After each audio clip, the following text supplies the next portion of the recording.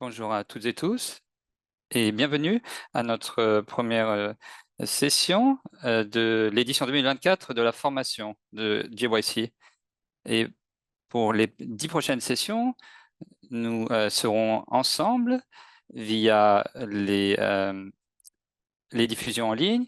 Je m'appelle Alexis McGiven, je suis l'une des directrices du programme du côté d'Oxford et je suis vraiment très heureuse que vous soyez ici aujourd'hui. Donc, bienvenue de la part de toute notre équipe internationale, une coalition du monde entier, de la coalition JYC, que je vais présenter dans une seconde, et ainsi que des chercheurs de l'Université d'Oxford. Donc, voilà toute notre équipe, et je suis vraiment très heureuse de vous accueillir. C'est une initiative qui est organisée par Oxford Net Zero et la Smith School of Enterprise and the Environment. Donc, Oxford Net Zero est une initiative de recherche interdisciplinaire basée à l'Université d'Oxford.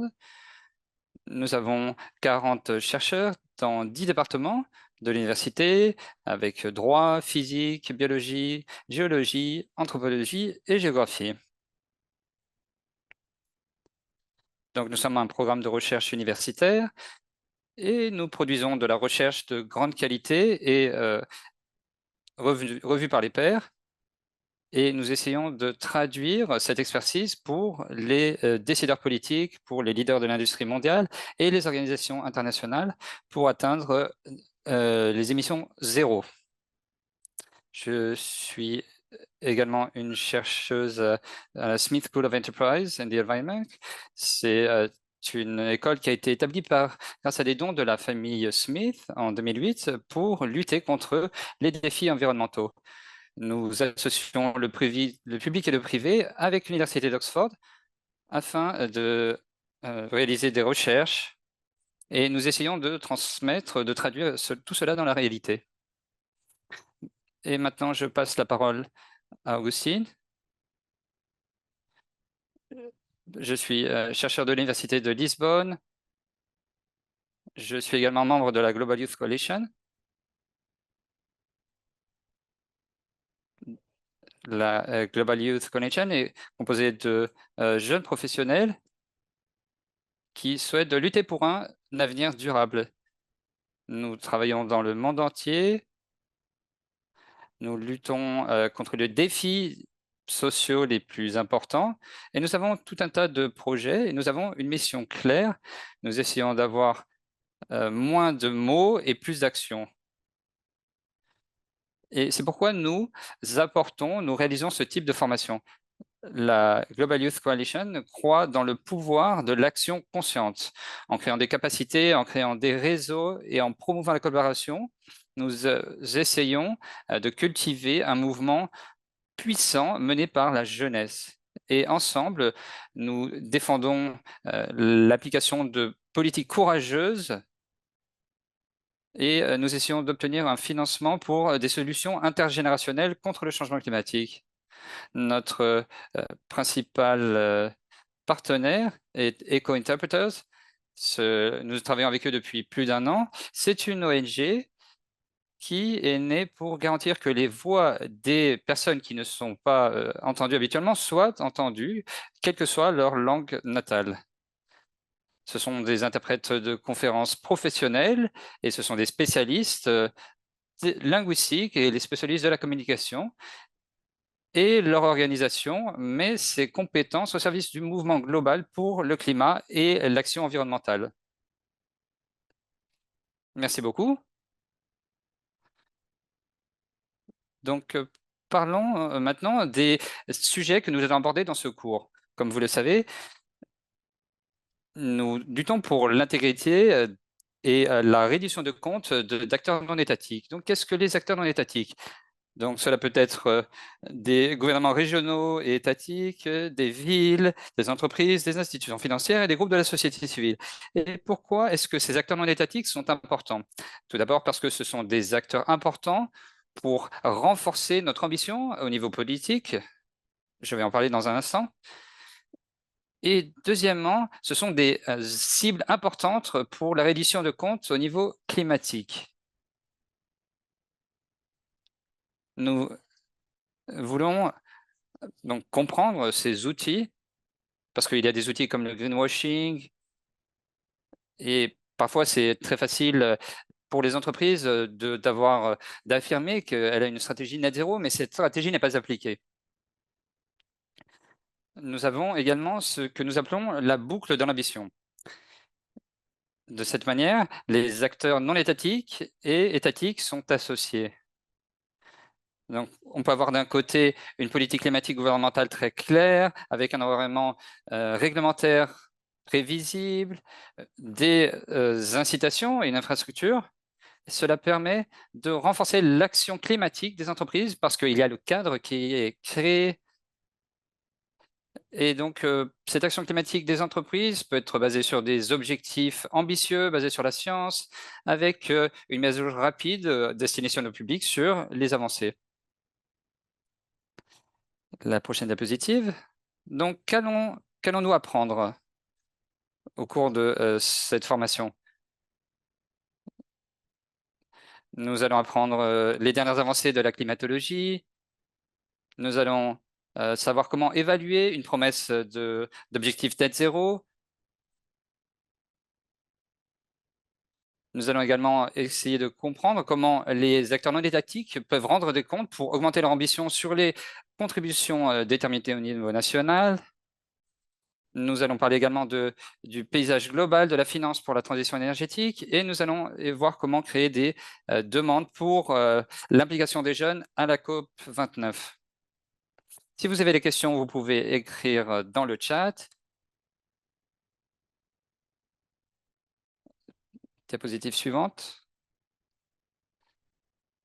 Donc, un lien dans le chat sur la prise de notes communautaire. Donc, nous créons ce document et vous pouvez y participer. Nous avons mentionné cela dans l'email, mais nous avons eu beaucoup de candidatures, un nombre très important de candidatures, plus de 10 086 exactement, et nous avons passé beaucoup de temps au cours des 6 dernières semaines pour évaluer, pour noter ces différentes candidatures. Cela a été très difficile parce que nous avons vraiment beaucoup de candidatures et pour les personnes qui ont regardé ceux qui n'ont pas pu participer, nous essayons de rendre public, rendre accessibles les cours de toute manière. Donc, diapositive suivante. Voilà nos participants. Donc, nous avons 285 personnes dans nos participants avec 135 pays. Les gens sont beaucoup plus des statistiques, mais c'est très important de comprendre que nous avons 227 personnes qui appartiennent à des domaines, ou qui sont des individus très affectés. Nous avons 54 personnes en dessous de 20 ans. Donc, vous voyez ici toutes les statistiques. C'est vraiment un nombre de participants qui est extraordinaire. Nous avons également proposé des candidatures pour avoir des boursiers. Et donc, il y aura un système de candidature séparé pour couvrir les frais de la participation à la COP 29. Et nous aimons toujours savoir ce que vous en pensez, ce que vous pensez du processus d'apprentissage. Donc, toutes ces diapositives sont mises dans le Google Drive et vous pouvez y accéder par la suite. Et notre ordre du jour pour aujourd'hui, c'est un ordre du jour très rempli. Nous avons un responsable jeunesse, Tony Solablay. Et ensuite, nous avons Maïsa Rojas, qui est ministre de l'Environnement du Chili. Et ensuite, à la fin des 45 minutes, nous mettrons fin à la diffusion en direct et nous irons sur des salles en petits groupes. Donc maintenant, je vais présenter Tony Kemmel. Elle est directrice de la communication de Friends of the Palom National Marine Sanctuary. Elle est responsable de la gestion et de l'exécution des stratégies de communication et elle crée des campagnes sur les réseaux sociaux. Elle développe du matériel de marketing pour Palau Pledge et éduque les jeunes étudiants de Palau sur l'importance de préserver les environnements naturels de Palau, notamment les eaux protégées de Palau. Et dans son temps libre, elle regarde Jujutsu Kaisen sur Crunchyroll, elle écrit des histoires courtes pour ses neveux et ses nièces et prend des photos de ses chiens Smokey et Milo. Merci beaucoup Tony d'être ici. Merci beaucoup, merci de la présentation, magnifique, Alexis, et félicitations à tous les participants de la Global Youth Coalition pour ce programme de formation. Vous avez vraiment des choses très intéressantes à apprendre et j'espère que cela va vous inspirer et j'espère que vous allez pouvoir ainsi continuer votre travail. Diapositive suivante. Comme je l'ai dit, je suis la directrice de la communication des Amis du Sanctuaire marin national de Palau. Donc, ce sanctuaire marin national a été créé en 2015 et notre organisation a été créée pour soutenir le développement de cette zone marine. Il y a eu un moratoire qui a été mis en place pour protéger nos eaux complètement de la pêche non réglementée et non autorisée.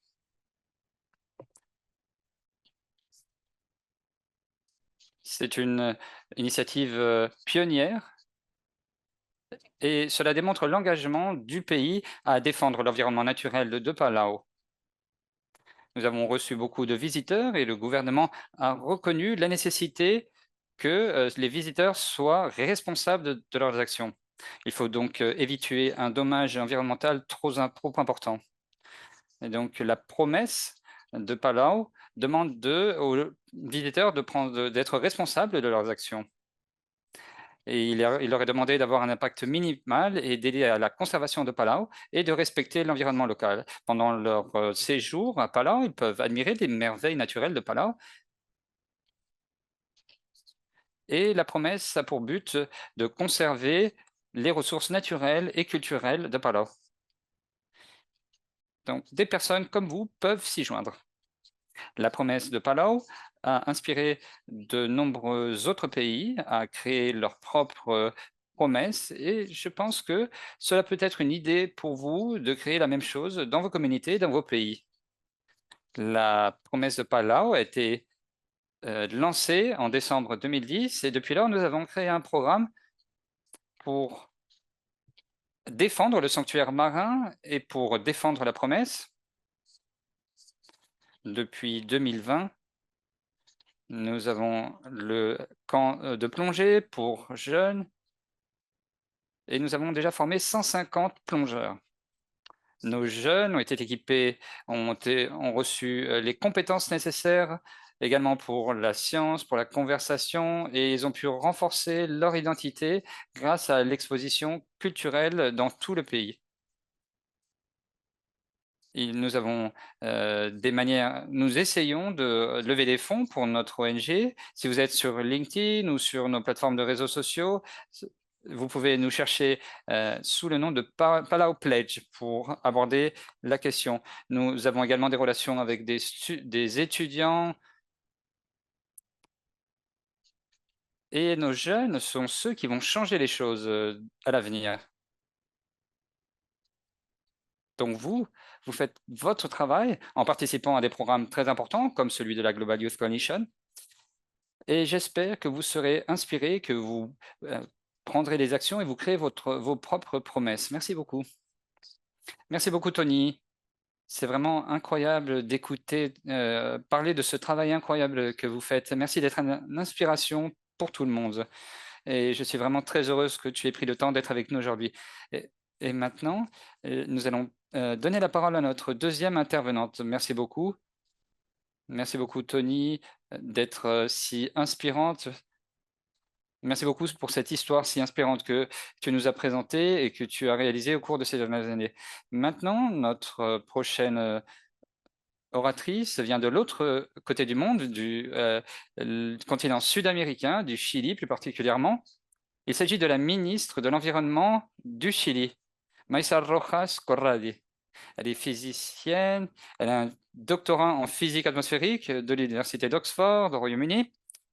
Jusqu'en mars 2022, elle était professeure au département de géophysique de l'Université du Chili.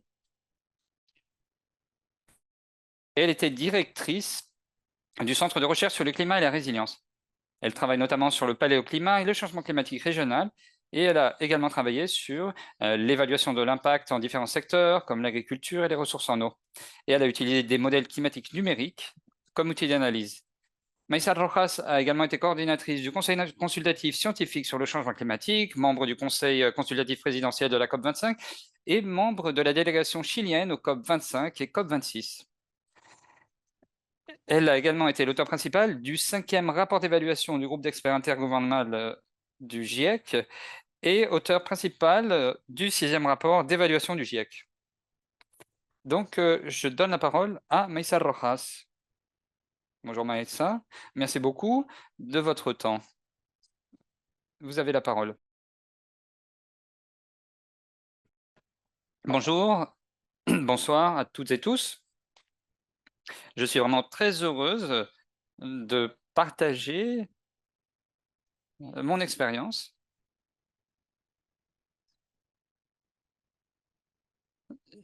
Vous êtes vraiment un groupe magnifique de jeunes sur la question du changement climatique, de la crise climatique.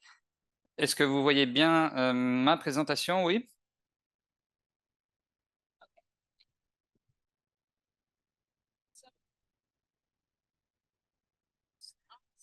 Donc, on m'a demandé de parler un petit peu de la manière de comprendre et d'articuler les principes basiques du net zéro d'ici 2050. Pourquoi est-ce que c'est le principe scientifique qui nous guide? Mais je vais essayer aussi de parler de la manière dont la climatologie peut soutenir la prise de décision politique. Vous avez entendu quelle est ma trajectoire. Je suis scientifique et j'ai passé beaucoup de temps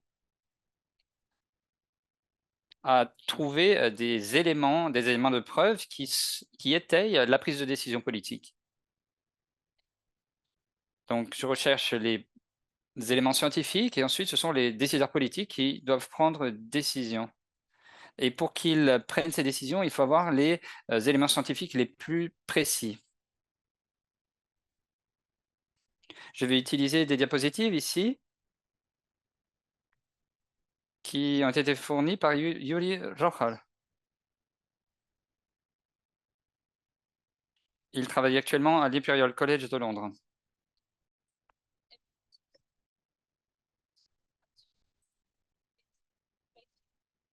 Et donc, c'est une recherche scientifique qui a permis la création de l'accord de Paris. Il s'agit de la relation entre les émissions de CO2, les concentrations de CO2 et la température. Donc les émissions de CO2, vous voyez ici sur le graphique qui montre l'évolution temporelle. Ces émissions de CO2 ont augmenté depuis l'époque industrielle. Nous avons brûlé du charbon, nous avons brûlé du pétrole, nous avons brûlé du gaz. Et tout cela est lié aux émissions de carbone, de CO2. Ces émissions sont restées dans l'atmosphère. Et avec le cycle du carbone, nous avons une augmentation de la concentration dans l'atmosphère. Cela est mesuré en ppm, part par million. Donc voilà la courbe. Ce n'est pas exactement linéaire.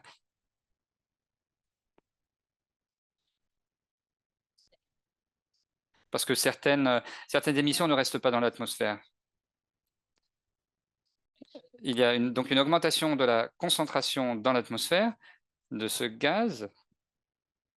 Et du fait du système climatique, cela a entraîné à son tour une augmentation des températures.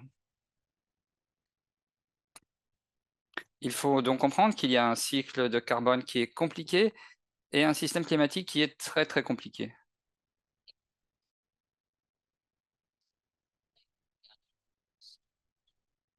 Si vous pensez que nous allons arrêter d'un jour à l'autre de stopper les émissions, nous essayons de le faire, certes, mais même si nous le faisons, les concentrations ne vont pas revenir là où elles étaient avant, elles vont rester stables au cours du temps et la température ne va pas revenir au niveau où elle était. Donc la température va continuer d'augmenter pendant quelques temps. c'est ce que nous avons appris. Nous l'avons appris grâce à de nombreuses années de recherche.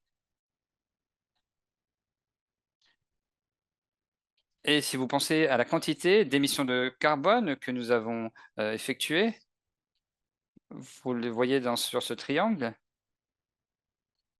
Et donc ce triangle-là peut nous donner l'augmentation de la concentration et cela peut nous donner l'augmentation de la température.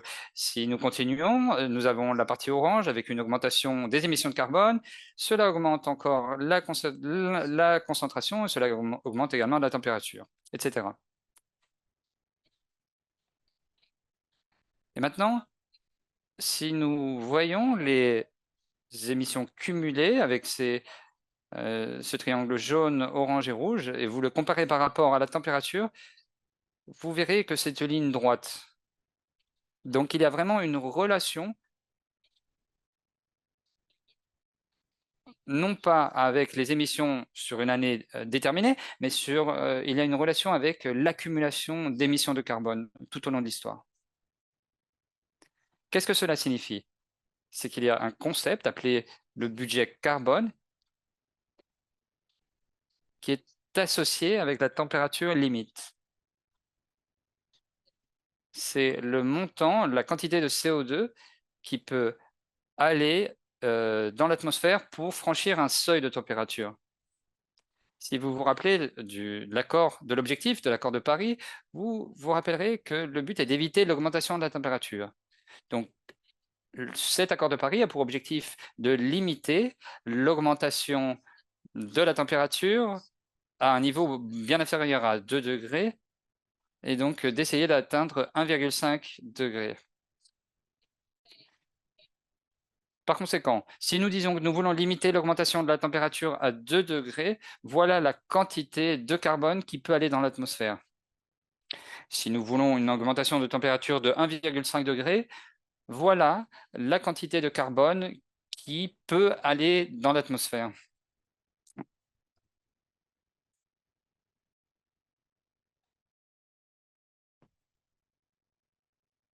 Mais disons que nous pouvons vivre avec une augmentation de la température de 3 degrés.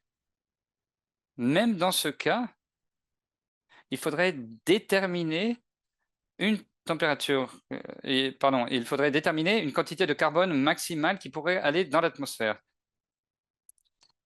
Et les émissions de carbone devraient s'arrêter dans tous les cas un jour ou l'autre. Donc c'est une manière très différente de regarder le problème. Dans tous les cas, il faudra arrêter de brûler des combustibles fossiles. C'est une connaissance scientifique importante qui est à la base de l'accord de Paris. Voilà, juste pour vous dire que la connaissance scientifique a continué à s'améliorer. Voilà, c'est une mise à jour. Il s'agit du tableau mise à jour dans le résumé technique du groupe de travail 1 du GIEC, donc réalisé en 2021. C'est la figure 18 si vous voulez aller directement la voir dans le rapport. Donc cette compréhension que nous n'avions pas vraiment avant 2010-2012, c'est quelque chose qui est vraiment central de ce qui a été accordé dans l'accord de Paris. Et donc c'est quelque chose que nous essayons tous d'atteindre, que nous essayons tous de réaliser. C'est un exemple très important qui montre ce qu'a fait le GIEC et c'est quelque chose qui est passé par le dialogue d'experts également, qui se produit avec les décideurs politiques.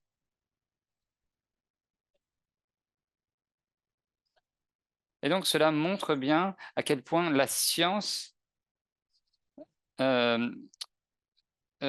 fait irruption dans l'espace politique. Maintenant, je vais parler d'autres exemples brièvement du Chili.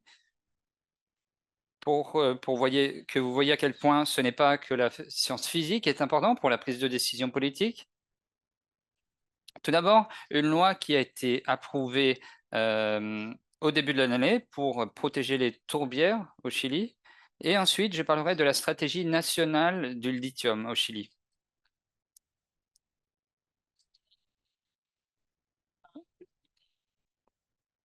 Pour commencer, je vais vous parler de l'histoire de comment on est arrivé à promulguer ces deux lois. Donc nous avons commencé au Parlement, nous avions une proposition pour protéger les tourbières. Les tourbières sont un type de terre humide qui est très ancien et qu'on retrouve en Patagonie, dans le sud du Chili.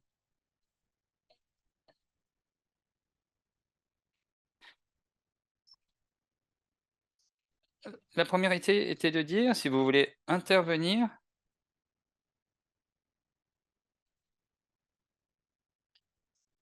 il faut passer par une évaluation environnementale, par une étude environnementale.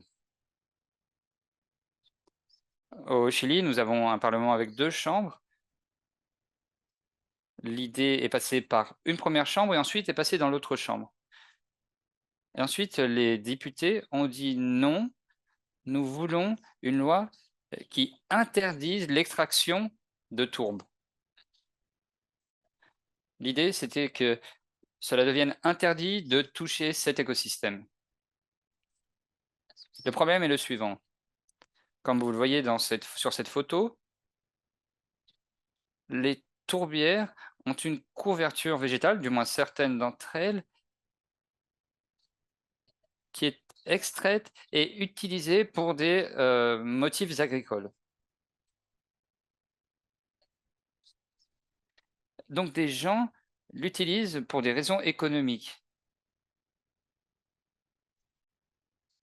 Il y avait un conflit important sur l'utilisation de ces tourbes et donc il y a eu un désaccord à ce sujet entre les 2 chambres du Parlement. Moi, ce que j'ai proposé, c'est d'inviter des scientifiques qui pourraient nous aider à répondre à la question suivante. S'il y avait une utilisation durable de la végétation, de la couverture végétale, est-ce que ce serait possible? En fait, nous n'étions pas sûrs il y avait une utilisation durable possible de la couverture végétale. Certains disaient qu'il n'y avait aucun moyen d'avoir un usage durable. Certains disaient que c'était un écosystème important, mais d'autres disaient qu'il y a des milliers de personnes qui vivent de cette extraction de tourbe. Les scientifiques nous aidons à répondre à cette question et à d'autres questions, et nous avons fini avec une loi qui a été approuvée à une large majorité de notre Parlement. Et cette loi interdit l'extraction de tourbe. C'est là que se trouve la plus grande partie du carbone et c'est donc un écosystème que nous ne voulons pas toucher parce que cela nous aide à atténuer le changement climatique. Cependant, cette loi autorise l'utilisation durable de la couverture végétale et donc il autorise certaines activités économiques.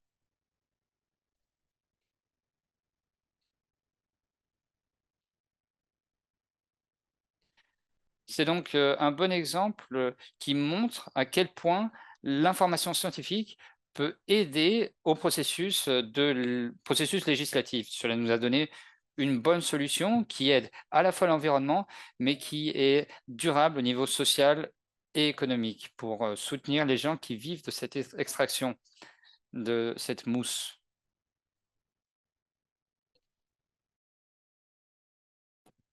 Maintenant, je vais parler de mon deuxième exemple.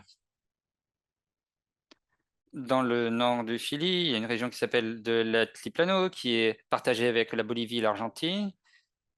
C'est une région qui est très haute en altitude, à 3 000 à 4 000 mètres d'altitude. Nous avons également des zones humides dans cette région. Donc, nous avons 2 types différents de zones humides. Ce sont des zones humides salées, des salines. Voilà un peu à quoi cela ressemble. Et dans ces terres, il y a beaucoup de lithium. Et comme vous le savez peut-être, une grande partie de notre stratégie énergétique requiert l'électrification de nos systèmes de transport. Et ces systèmes de transport utilisent actuellement des batteries au lithium. Donc il y a beaucoup d'intérêt dans l'extraction de lithium. Il y a une grande pression sur ces zones humides. Du point de vue de la biodiversité, ces zones humides sont un espace unique, précieux.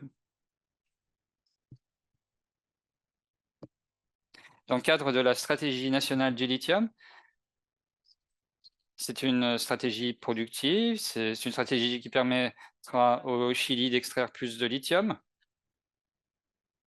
pour pouvoir contribuer à la transition énergétique mondiale. Et cela permettra de lutter contre le changement climatique. Mais d'un autre côté, nous avons cette crise importante qui est la perte de biodiversité.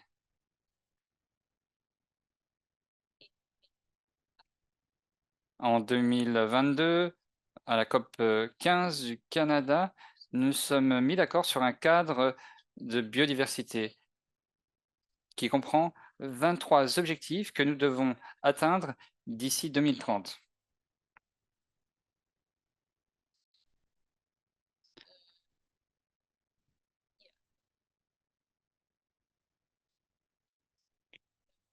L'objectif le plus connu est appelé 30-30. Nous sommes engagés à protéger 30% de notre écosystème d'ici 2030. Donc, dans le cadre de notre stratégie du lithium, nous avons inclus différentes choses pour atteindre cet objectif de 30-30. Nous avons donc inclus des salines de haute altitude et nous avons prévu un réseau de salares, comme on dit en espagnol.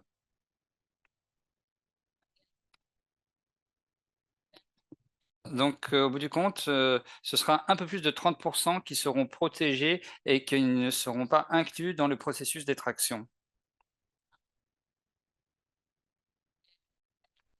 Je pense que cela illustre bien comment nous pouvons aborder l'autre crise importante, qui est la crise de la perte de la biodiversité. Et cela montre à quel point nous comprenons l'importance des écosystèmes que nous protégeons. Et nous le faisons dans le cadre d'une stratégie qui est plus axée sur la production. Donc c'est un équilibre entre ces deux objectifs que nous avons. Et je termine ici ma présentation. Je vous remercie.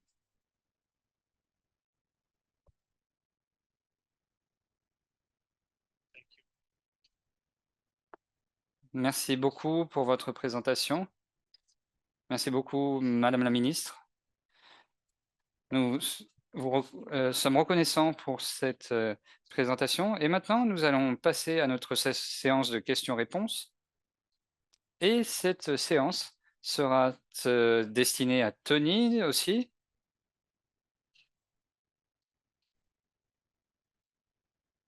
Mais tout d'abord, moi, j'ai aussi des questions. Et après, il y aura également les questions de la communauté.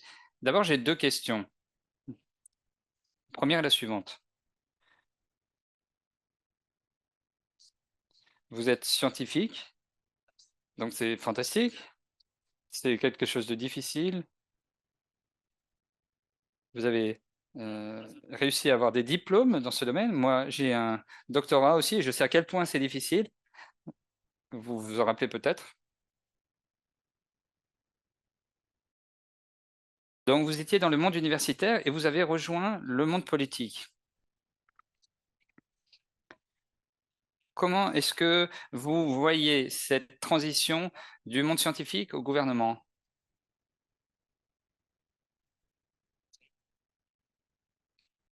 Et quand vous êtes au gouvernement, il y a des lignes rouges, des choses que vous pouvez, ne pouvez pas faire.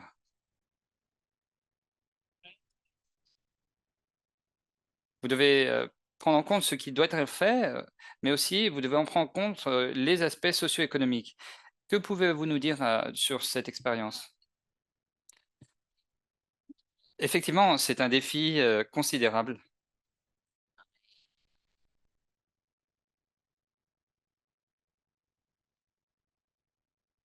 La première chose,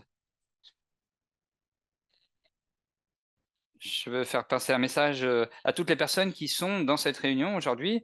Vous êtes des jeunes, vous êtes des jeunes qui s'intéressent, qui veulent s'impliquer pour lutter contre les défis que nous avons, notamment le défi du changement climatique et de la biodiversité. Il faut toujours essayer de réaliser ses rêves. Et il faut toujours penser que vous devez toujours éviter de penser que vous ne pouvez pas réaliser ses rêves. En ce qui me concerne, ce n'était pas évident parce qu'avec un diplôme en physique, ce n'était pas forcément la voie vers, le monde politique, mais cela montre bien une chose: essayez de choisir ce que vous considérez important. N'essayez pas de vous laisser dissuader, n'essayez pas d'abandonner cette détermination. Donc c'est le premier message. Et le deuxième message, j'ai quelque chose en commun, je pense, avec d'autres scientifiques.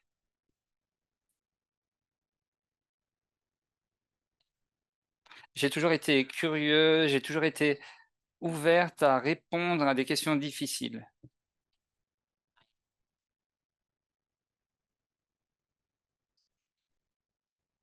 Et donc depuis un certain nombre d'années, je, m'étais mis à réaliser des recherches qui soient utiles pour les décideurs politiques. Donc ce n'est pas si, bizarre d'avoir atterri là où je suis.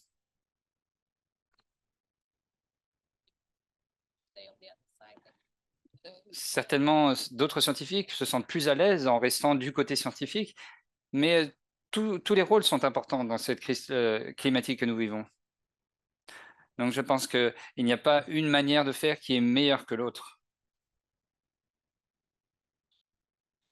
Personnellement, je pense que c'est un privilège.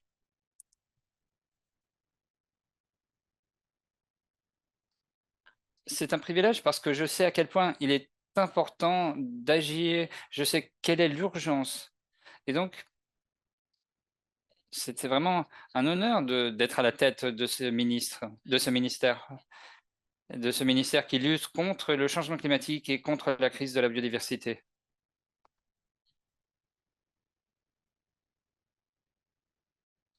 Pour moi, je dois prendre en compte les informations scientifiques comme vous les ai montrées dans les 2 exemples, mais il y a plus que les aspects scientifiques. Ce n'est pas uniquement l'aspect scientifique, il faut prendre en compte les aspects sociaux et les aspects économiques.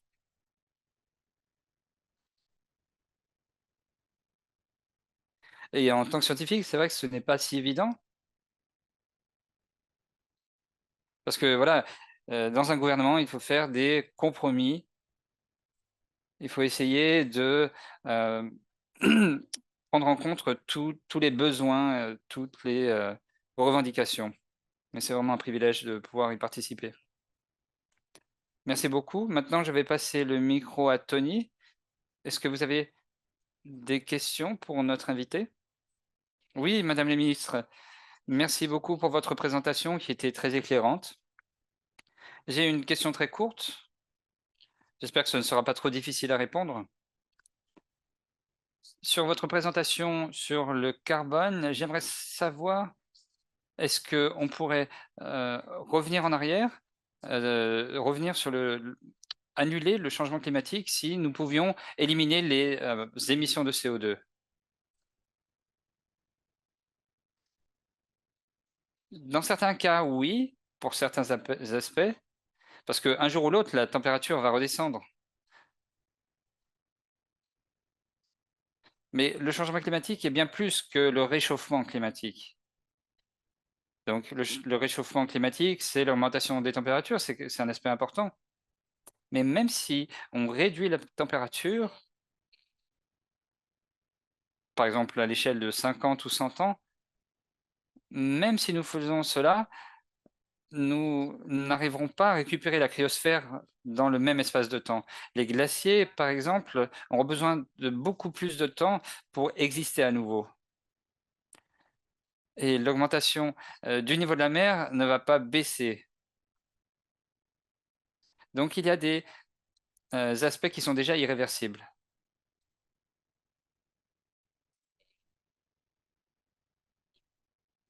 Dans tous les cas, ils sont irréversibles à l'échelle de la vie humaine. Si vous pensez à l'échelle géologique, bien sûr, tout est réversible. Mais ce n'est pas quelque chose qui nous importe.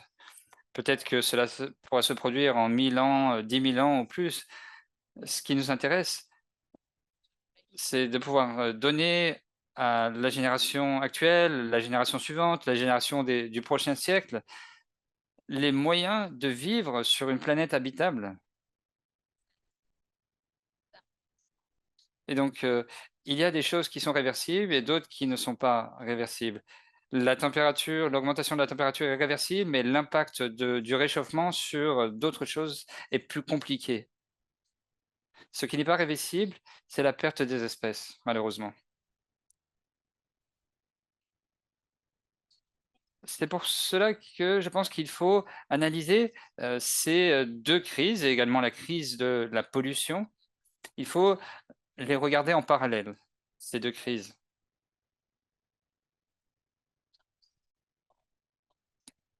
Ce sont les deux faces d'une même pièce.